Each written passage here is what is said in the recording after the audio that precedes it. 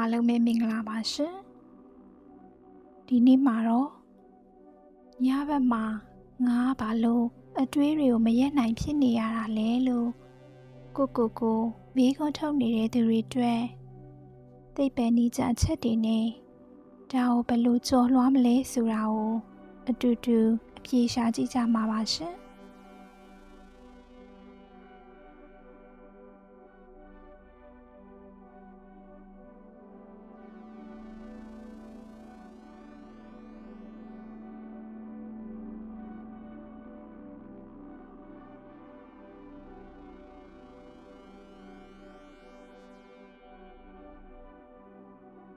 ပတ်ဝန်းကျင်အားတိတ်ဆိတ်နေပေမဲ့တင့်ရဲ့ခေါင်းထဲမှာတော့စူညံနေလိမ့်မယ်ဆိုတာကျမခံစားမိပါတယ်။ဘာလို့ငါအိပ်မရတာလဲ။ဘာလို့မလိုအပ်တဲ့အတွေးတွေဝင်နေတာလဲဆိုပြီးကိုမိခွန်းထုတ်နေမိရင်ဒါဟာတင်တယောက်တည်းဖြစ်နေတာမဟုတ်ပါဘူး။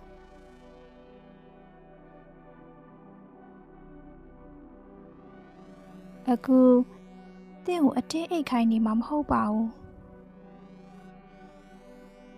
ဒါပေမဲ့ကျမတို့တွေရဲ့စိတ်အလုပ်လုပ်ပုံလေးတွေကိုအေးစီစကားပြောရင်းတင့်အုံနောက်ထဲမှာဘာတွေဖြစ်နေလဲဆိုတာကိုအဖြေရှာပြီးအဲ့ဒီတန်တရားကနေဘယ်လိုရုံးထွက်မလဲဆိုတာကိုအတူတူအဖြေရှာကြည့်ရအောင်ပါ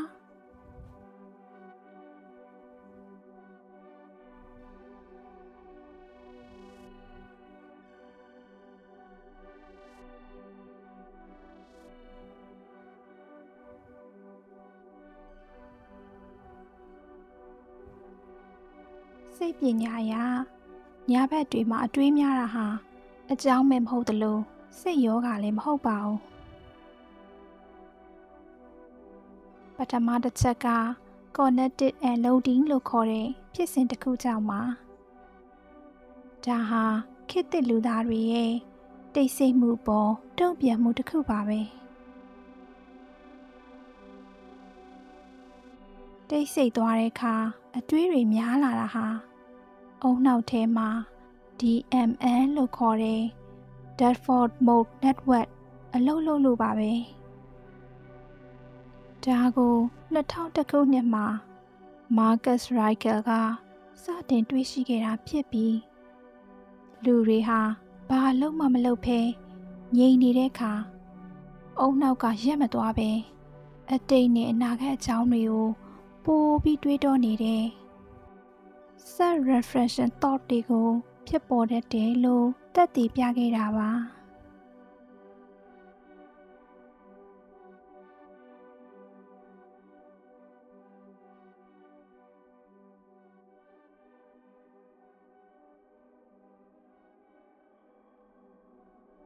တနေ့တာလုံးမှာကျမတို့တွေဟာ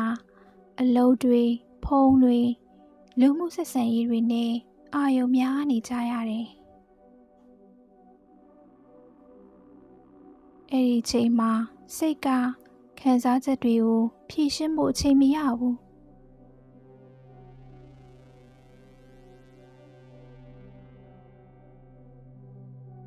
အဲ့ဒီချိန်မှာကိုယ့်ရဲ့စိုးရိမ်စိတ်တွေကိုမျက်ကွယ်ပြုထားနိုင်ပေမဲ့ညာဘက်ငြိမ်သက်သွားတဲ့အခါမှာအဲ့ဒီအရာတွေကတကားလာခောက်ကြတာပါ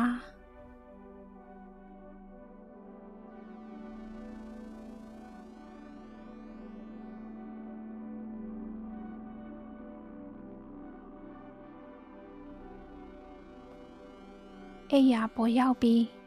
အရာအလုံးတိတ်ဆိတ်သွားတဲ့အခါမှာစိတ်ကသူ့လှုပ်လှုပ်ဖို့အချိန်ရသွားတာပါအဲ့ဒီခါတနေ့တာလုံးဟာအကျွင်းအကျန်အတွေ့တွေကတပေါင်းနဲ့တိုးဝင်လာတတ်ပါတယ်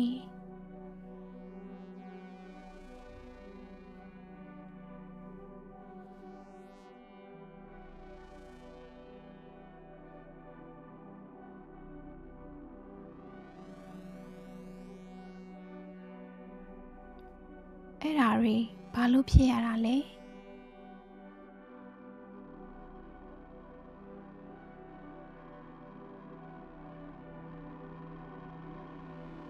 သိပ္ပံနည်းကြပြောရရင်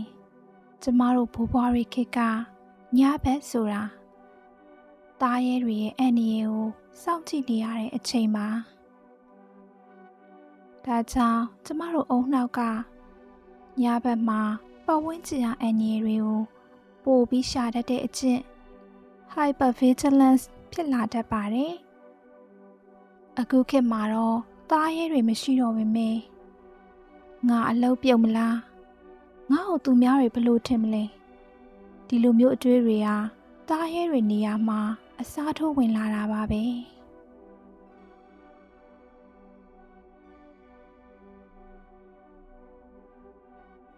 နောက်တစ်ခုကတော့ night time ruminations ပါ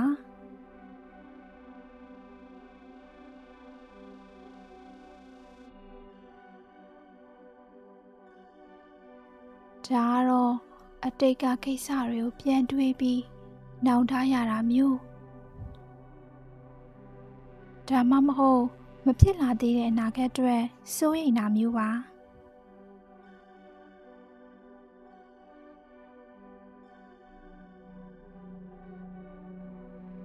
ညဘက်မှာကျမတို့ရဲ့အုံနောက်ကစင်ကျင်တုံတရားတဲ့ခံစားချက်ကိုပို့ပြီးဦးစားပေးတဲ့အပိုင်းပို့ပြီးနိုးကြနေတယ်လို့အသေးဖွဲကိစ္စလေးတွေမှာတော့ညဘက်မှာကြီးကျယ်တဲ့ပြဿနာတွေလိုဖြစ်နေတတ်တာပါ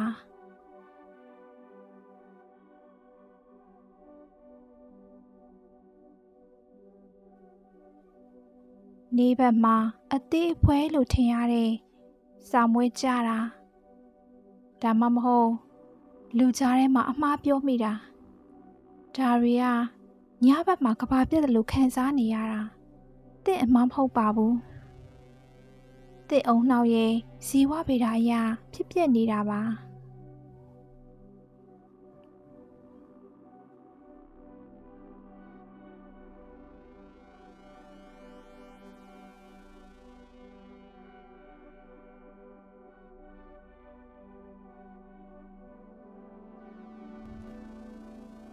တကယ်တော့အဲ့ဒီတွေးတွေဟာတင်ကိုဒုက္ခပေးခြင်းလို့ပေါ်လာတာမဟုတ်ပါဘူးတင်စိတ်ကတင်ကိုတစ်ခုခုသတိပေးခြင်းလို့ကာကွယ်ပေးခြင်းလို့ပေါ်ပေါက်လာတာပါ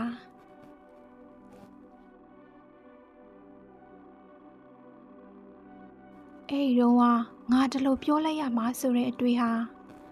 နောင်တစ်ချိန်မှာပိုကောင်းအောင်နေခြင်းနဲ့တင့်ရဲ့ဆန္ဒလေးပါမနှက်ဖက်အဆင်ပြေပါမလားဆိုတဲ့စိုးရိမ်စိတ်ဟာလေအရာရာကိုအကောင်းဆုံးဖြစ်ခြင်းနဲ့တင်ရဲ့တာဝန်သိစိတ်လေးပါ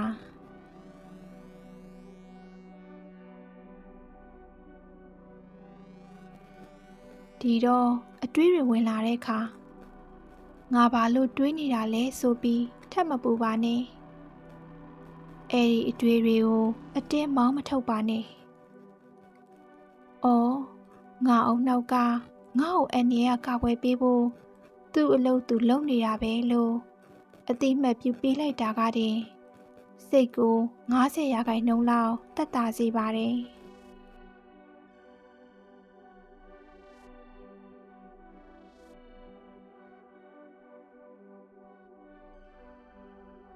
အလေးကျင့်ပြောင်းလဲပြီးလက်တွေ့ကျော်လွှားမယ့်နည်းတွေရှိပါတယ်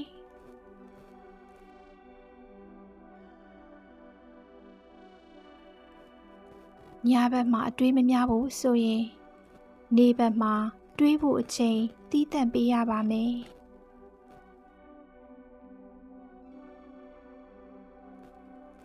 ညနေပိုင်းမှာ15မိနစ်လောက်အချိန်ပေးပြီး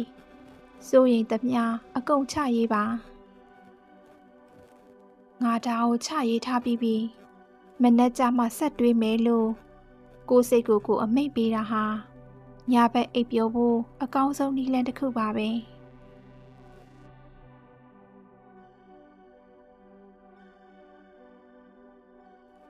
ဒါကိုစိတ်ပညာမှာ Stimulate Control Therapy ဒါမှမဟုတ် Scheduled Worry Time လို့ခေါ်ပါတယ်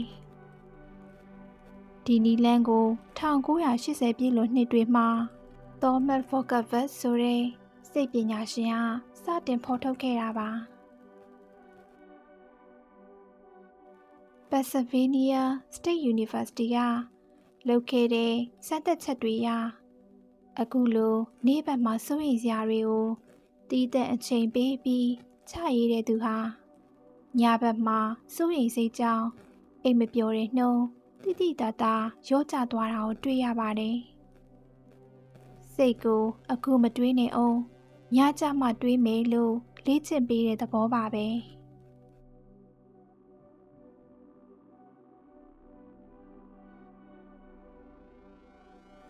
habit တစ်ခုဖြစ်အောင်လုပ်ရမှာကအိပ်ရာဟာအိပ်ဖို့နဲ့အနားယူဖို့ပဲဖြစ်ရပါမယ်။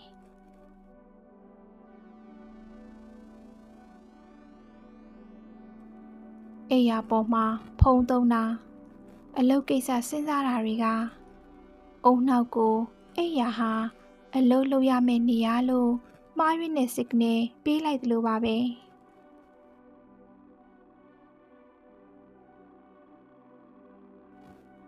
တကယ်လို့အိပ်ရာပေါ်မှာမိနစ်20ကျော်အောင်အိပ်မရပဲအတွေးများနေရင်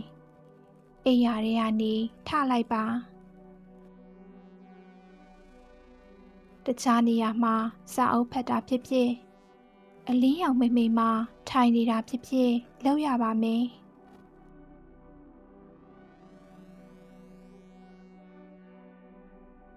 စိတ်ပြန်အေးမှအိပ်ရာတွေကိုပြန်ဝင်ပါဒါမှအိပ်ရာကိုစိတ်ညစ်စရာနေရာလို့အုံနောက်ကမသက်မှတ်မှာပါ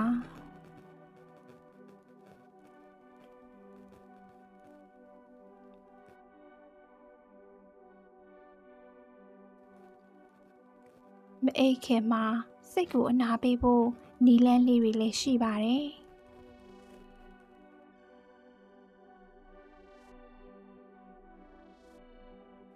သင်ရဲ့အာယုံနေရာအနှံ့မပို့ပဲသင်ရဲ့အသက်ရှူတံတွေစီမှာပဲကြောက်စူးချထားပြီးအသက်ရှူရမယ်လက်တွေ့ကြတဲ့4-8အသက်ရှူနည်းလေးကိုပြောပြချင်ပါတယ်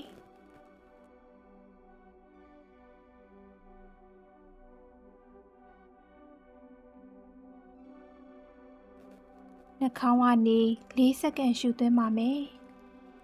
9စက္ကန့်အောင့်ထားမယ်ပြီးရင်ပါးစပ်ကနေ8စက္ကန့်ကြာအောင်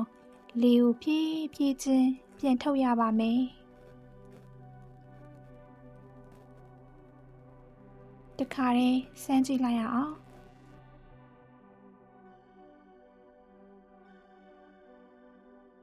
နှာခေါင်းကနေ4စက္ကန့်ရှူသွင်းမယ်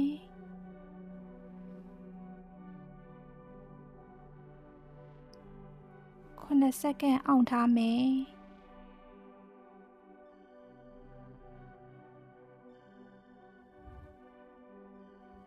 ပြီးရင်ပါးစပ်ကနေ8စက္ကန့်ကြာအောင်လေကိုဖြည်းဖြည်းချင်းပြန်ထုတ်မယ်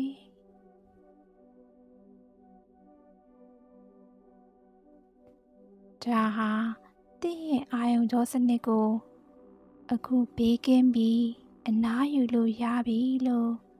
သတင်းစကားပေးလိုက်တာပါ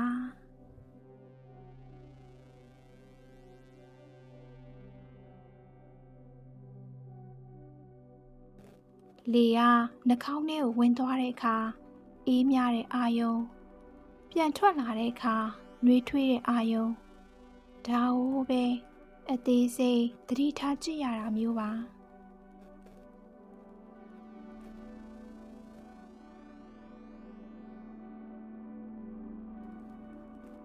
အဲ့ဒီချိန်မှာအတွေးတစ်ခုခုဝင်လာရင်အဲ့ဒီအတွေးနောက်ကိုမလိုက်သွားပါနဲ့အော်အတွေးတစ်ခုဝင်လာပြီလို့သိလိုက်ပြီးအသက်ရှူတံစီကိုပြန်လာခဲ့ပါဒါဟာကြွက်သားလေးချင်ငယ်လှုပ်တယ်လို့ပါပဲအတွေးဝင်လာတိုင်းအသက်ရှူတံစီပြန်လာတာကသင့်စိတ်ကိုပိုကြံ့ခိုင်စေပါတယ်ပြီးရင်တော့ခန္ဓာကိုယ်ဖြေလျှော့ဖို့ခြေချောင်းလေးတွေကနေစပြီး ဖြေလျှော့ကြည့်ရပါမယ်။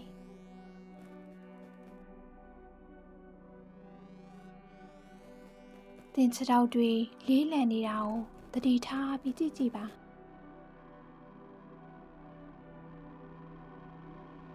ပြီးရင်တော့အိပ်ယာခင်းရဲ့အထီးတွေကိုခံစားကြည့်ပါ။တဖြည်းဖြည်းနဲ့သင့်ခန္ဓာကိုယ်တစ်ခုလုံးဟာအိပ်ယာတွေကိုနစ်မြုပ်သွားသလိုမျိုးအာယုံစိုက်စရာမလိုတော့တဲ့အနေအထားကိုရောက်အောင်ထားရမှာပါ။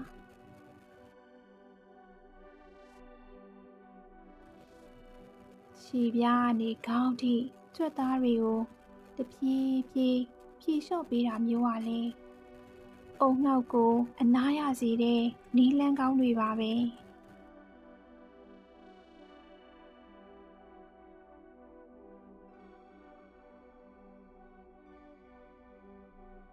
နောက်ဆုံးအနေနဲ့တင့်ကိုယ်တင်ပြောရမှာကဒီနေ့မှာတင်အကောင်းဆုံးကြိုးစားခဲ့ပြီးပါပြီဆိုတာပါပဲဖြစ်ခဲ့သမျှအမှားယွင်းတွေမပြီးပြတ်သေးတဲ့အလုပ်တွေကိုညဘက်ထိမတည်လာပဲထားရစ်ခဲ့ဖို့ကြိုးစားရမှာပါမနက်ဖြန်ဆိုတာအသစ်ကပြန်စားလို့ရတဲ့အခွင့်အရေးတစ်ခုဆိုတာကိုမမေ့ပါနဲ့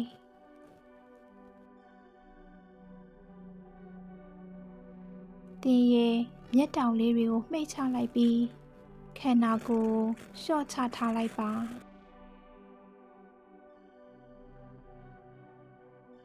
တကယ်လို့ဒီညမှာအိတ်မပျော်သေးရင်လည်းစိတ်မပူပါနဲ့အိတ်မပျော်တာကပြဿနာမဟုတ်ပါဘူးအိတ်မပျော်လို့စိတ်ညစ်နေတာမှတင့်ကိုပိုးပြီးပင်ပန်းစေတာပါအိတ်မပျော်ရင်လည်းခန္ဓာကိုယ်လျှော့ချထားပြီးအေးအေးဆေးဆေးနားနားနေနေနေလိုက်ပါဒီလေ့ကျင့်တွေကိုတည့်ရက်ထဲနဲ့မရနိုင်ပေမဲ့တဖြည်းဖြည်းချင်းလေ့ကျင့်သွားရင်သင်စိတ်ကပိုပြီးငြိမ်သက်လာပါလိမ့်မယ်သင်ကိုယ်သင်ယုံကြည်မှုရှိရှိနဲ့အနားယူနိုင်ပါစေနော်